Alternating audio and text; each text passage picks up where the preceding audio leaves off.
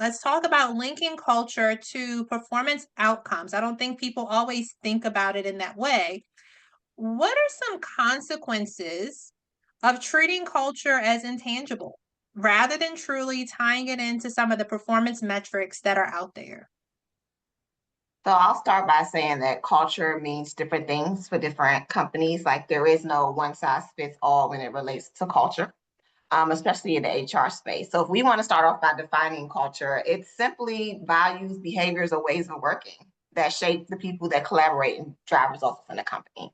So by tying culture to performance metrics, you pretty much reinforce the business drivers. And it's not just a soft concept. So for example, I already mentioned at Accenture how we have our core values, and you come into orientation, it's drilled into you. Like these are the values of the company. Everything you do is this. So we kind of know it's like the Kool-Aid, right? Every company has their Kool-Aid. Google has their Kool-Aid, Real Boss Ladies HR has their Kool-Aid. Everybody has their Kool-Aid. But once you really, really take culture and you treat it as a part of the company and how you do things, and you tie metrics to it, right? So how are you being sustainable? What is your client focus? How are you being a steward? Then you can actually track your metrics against your intangibles. Well, what people think are intangibles, but you actually track your metrics against something solid and concrete that people actually know and they can draw back to. And then I know Kendra has some great insight as well as it relates to how we can make sure that culture isn't intangible. Yeah, so Kendra, I was going to actually throw this question to you. What are some more, if most or more effective ways to be able to turn analytics into clear, actionable organizational strategies? Absolutely. And so I think when we think about how we're presenting this information internally, one of the biggest challenges with people analytics is that it's data rich, right? We have so much information that sometimes the story can get lost in that complexity.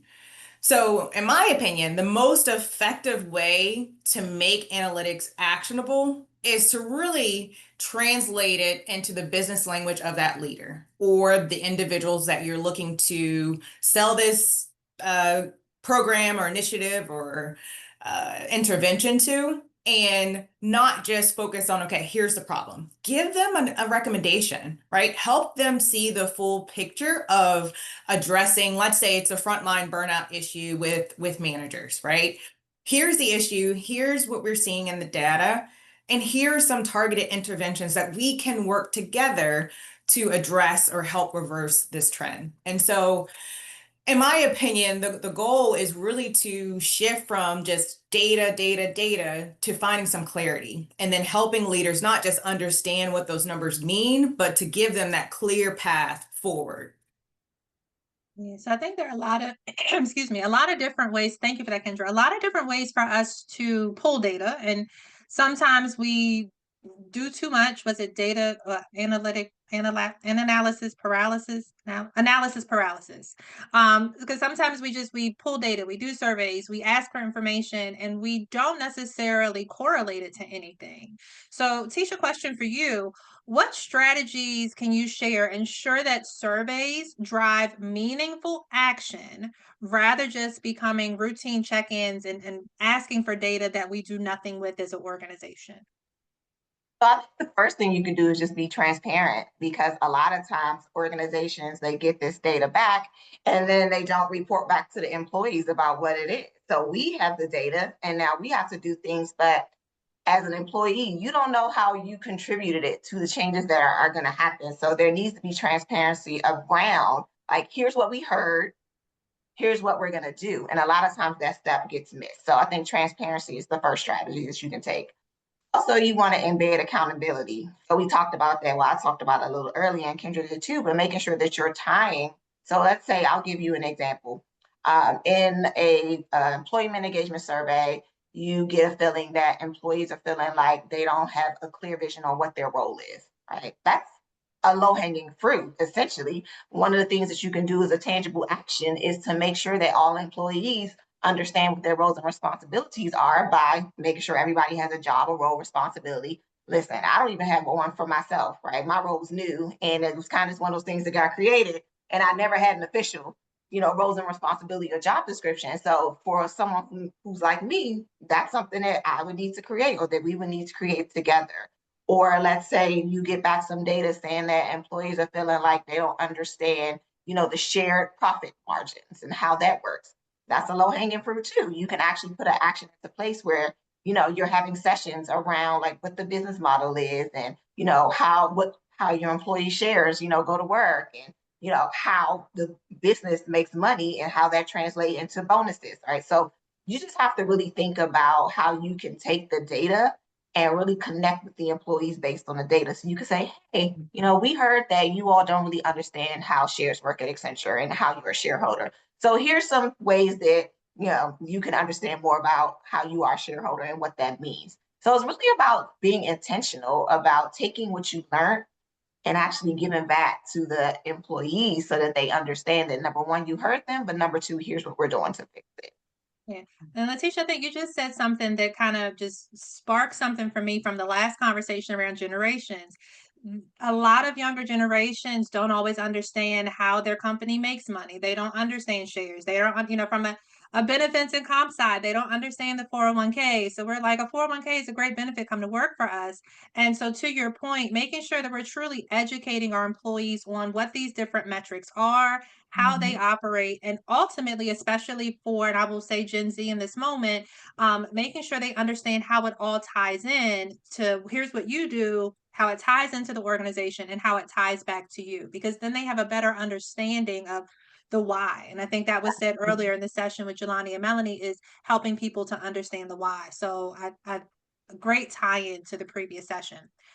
Kendra, I'm gonna come to you. So when you think about we're collecting data, and again, there's so many ways that we can collect it. So it can be an annual, employee survey. It can be that exit interview. So, we didn't get to keep them, but we got an interview, got some data from them on the back end. It could be a stay interview. It could be, a 45-day interview. When we think about some of those pulse surveys, how can they actually deliver real-time cultural insight just beyond being an engagement tool? Yeah, so I really like pulse surveys. And so I feel like pulse surveys, they help deliver cultural insights by giving leaders real-time feedback on what employees are really experiencing in the moment. And so instead of just that yearly snapshot that captures the sentiment in that moment, that point of time, there you can use pulse surveys to get some more insight around a reorganization, a policy change, a senior leader change, or even as you're addressing some specific items within different teams. And so, for example, in some of our action planning sessions, we needed to get a little bit of clarity around communication feedback that was highlighted as a large area of opportunity. And so by leveraging the pulse surveys, we're able to go back and capture some additional information. And so I think with the pulse surveys, one of the key elements is it gives leaders an opportunity to get that data and act quickly. And if they do so, employees feel like their voice is heard, and it helps build that trust and responsiveness within the culture. And Kendra, if they don't respond? If they don't respond? If they don't respond or respond in a timely manner, then what? So good question. So if they don't respond or at all or in a timely manner, I think it's an indicator of a lack of trust within the organization. So I would go back to that realm to being the foundation. Okay, let's look at our pillars. What are our values? Are we in alignment there? Do we need to re-educate or possibly shift some things that are being communicated or reinforced throughout the organization on that front? And another thing too is when we collect the data and we don't do anything with it or about it, people will stop responding. Like you're sending out surveys, they're seeing no change, they're seeing, to Letitia's point, no communication. Well, then what am I doing the survey for? And we'll miss out on getting that information.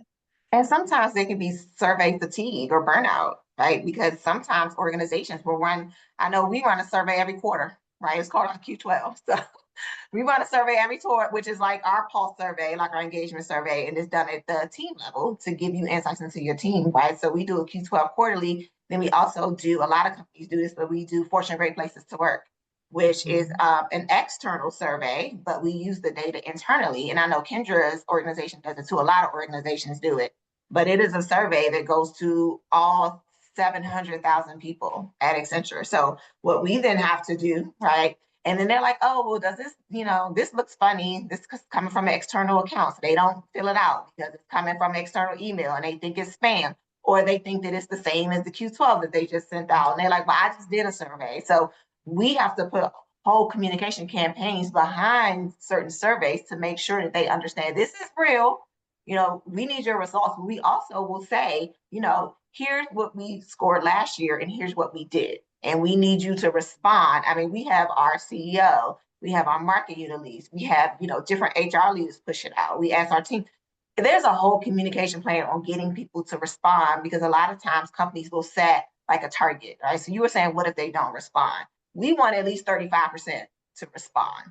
So we're going to send out reminders. We're going to do other things. We're going to tap people to make sure that we get that 35%, because with all surveys, you have to have a certain amount of responses in order for the data to be valid. So we do that too, but you don't want to have survey fatigue. So a lot of companies try to be intentional about when they survey. So a pulse survey when someone's leaving, right? Or, a new joiner survey when someone's coming in, or maybe a yearly survey. But it is really important to have a strategy around when and how you're surveying your employees too.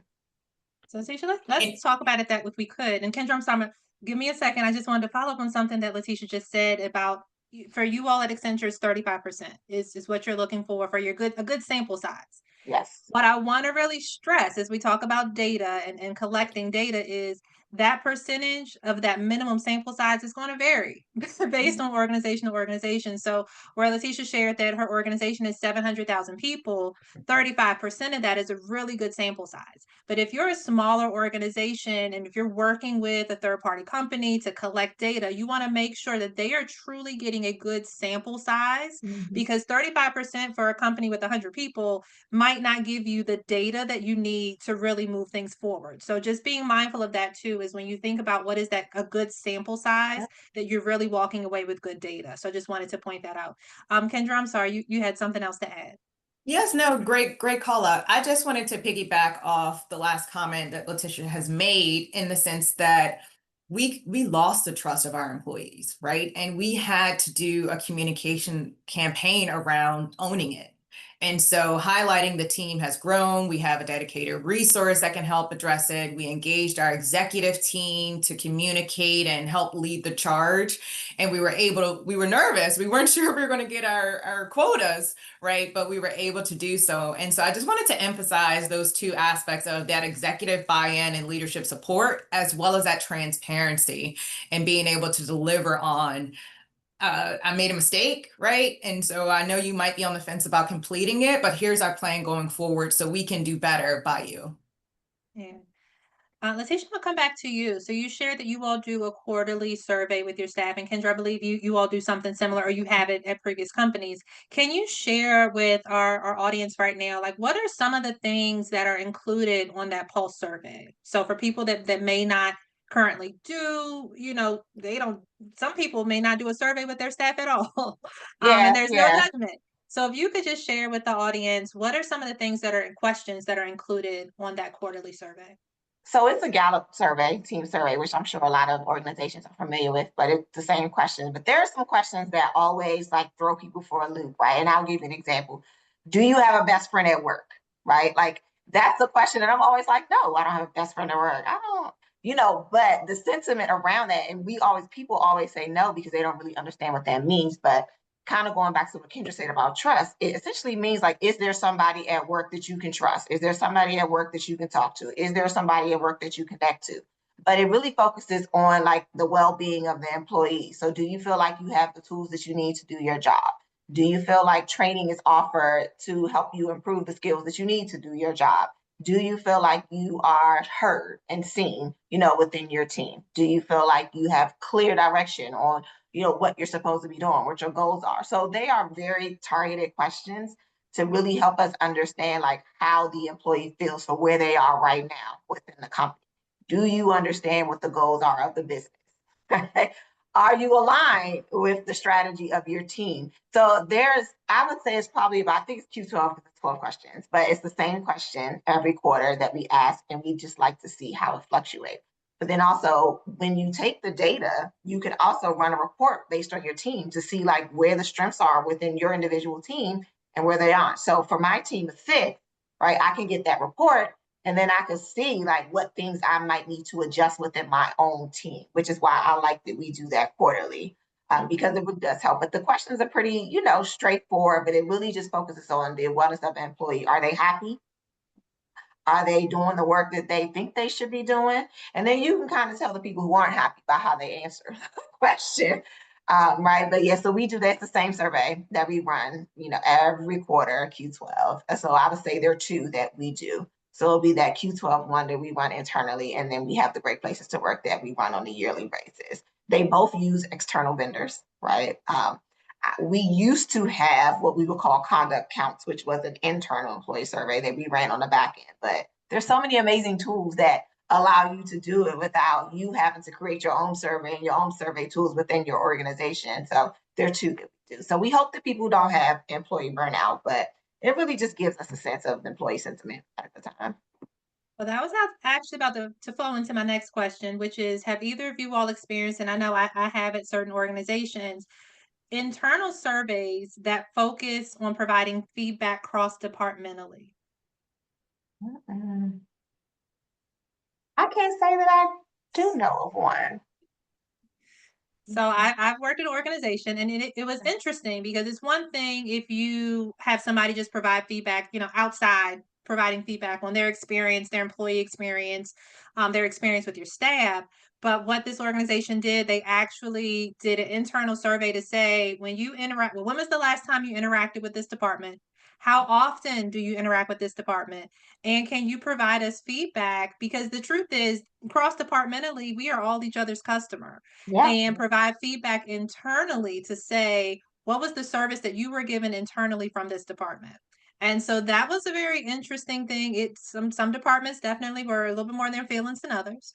But it allowed us to not only look at the organization from the outside in of the employee, excuse me, of the customer or the client experience, but what is the employee experience in-house? Because there might be a ball that's being dropped there that ultimately has an impact on our end user. So I Oh just yeah, that's a great idea, because there are a lot of organizations within my company where I want to give them some feedback. Absolutely. And what came to mind for me were the silos, right? That's an opportunity to get some information to start those conversations around, okay, we can do things a little bit differently, and in most cases, a lot better. Yeah. So, ladies, we do have a question in the chat, and then this time just goes by so quickly. So question in the chat: how important is it to benchmark your results against what's happening across your industry? So not just your company, but your industry. Great question. It is a great question. So we do get benchmarking as a part of Great Places to Work, which is great. So, and we can do benchmarking in several ways. Like we can pick, companies who are also consulting firms. We can pick companies who have also scored in the top 10. We can pick companies who are based in, wherever our headquarters are. So there are different ways that you can benchmark. But I think it is really important because you get to see, well, one thing I will say is that I'm always happy to see that we're on par with a lot of other consulting firms when it comes to like our scores. So it's good to know that, because a lot of times you might think, well, what are we doing differently, or what can we do to improve? But then you see that other organizations have a lot of the same struggles that you have, or they have areas for improvement that you have. So it is very important. One of the things, though, that I wish we had more when it came to benchmarking, because a lot of times it's blind benchmarking. So it may not say, hey, this is, I don't want to offend anybody from Deloitte, but it might be like, hey, this is what Deloitte score is, or hey, this is what PwC score is. A lot of times it won't like tell you, it'll just say, these are the people who you're benchmarking in company A, B, C, D. Then we kind of have to figure out on our own, like who's who. And depending on some surveys, we will get benchmarking that will say this company scored this, and then we can see against it. But it is really great, because one of the things that we struggle with in the talent space is when we're trying to bring in new talent from out of colleges or other places, they might talk about the culture at another organization and say, hey, well, I know that at Deloitte, they get $1,000 a year towards gym benefits or whatever, and that their employees seem that they are a lot happier and healthier than Accenture. Like, what do you all do at Accenture?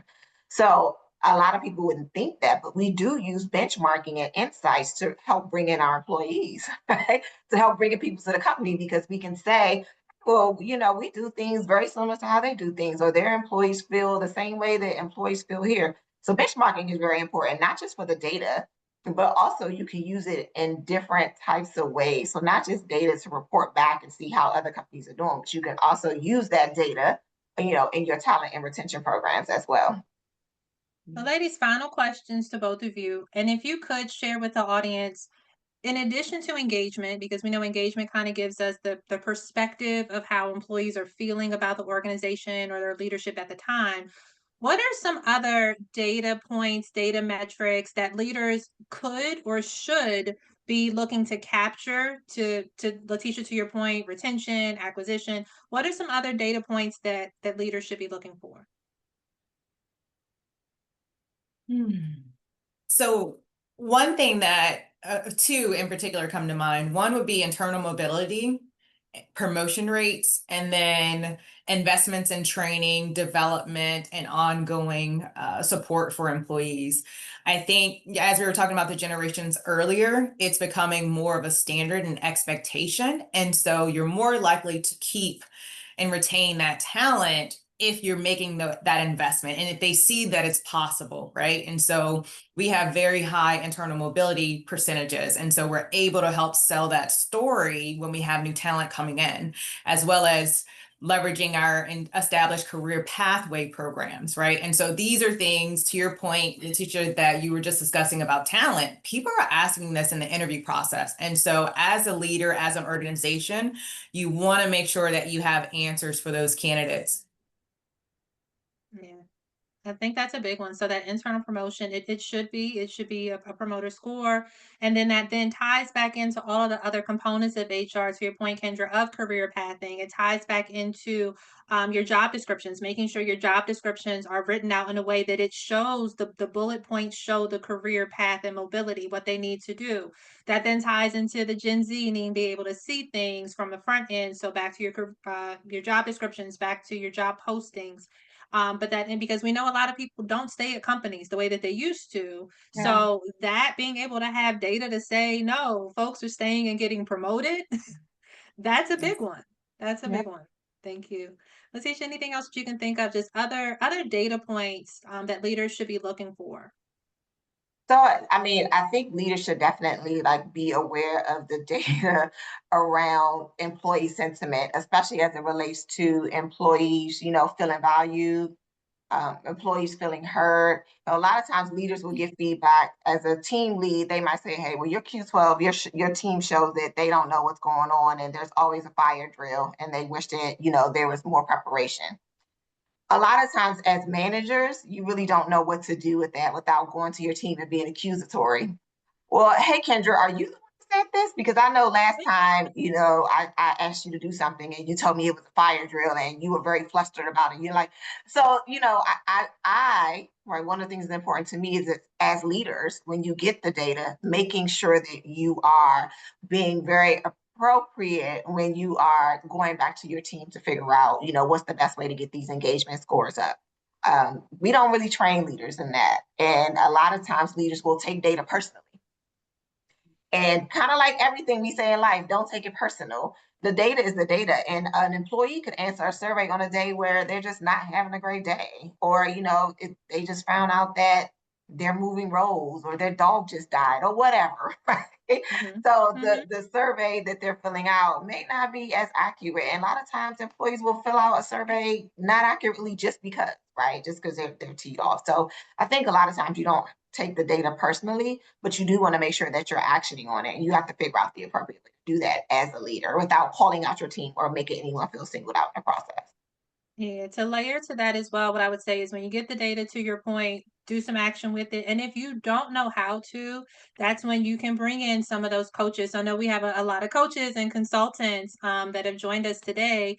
And so to those organizations where you're like, we got this feedback and we don't know what to do with it, we don't even know where to start. then that's when you pull somebody else in who can be objective, who can be on the outside coming in to ask questions. But capturing that data, so ladies, thank you all. It impacts retention, it impacts engagement, it impacts recruiting, talent acquisition, so being knowledgeable about the data points. So thank you all. Thank you both so much for sharing that insight.